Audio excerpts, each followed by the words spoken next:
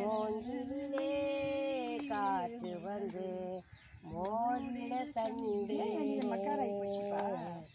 ஊதுதையா வந்துருச்சு.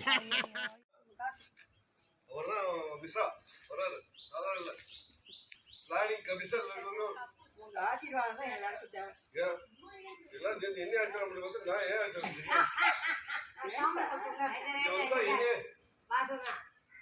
ஆசீர்வாதம்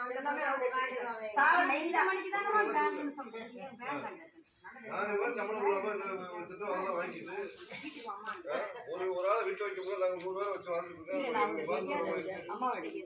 போட்டாதான் முக்கிய பாஸ் சந்திராமெல்லாம் ஹேமலதா அம்மாலாம் வந்தாங்க ஆட்டோவில் கொண்டு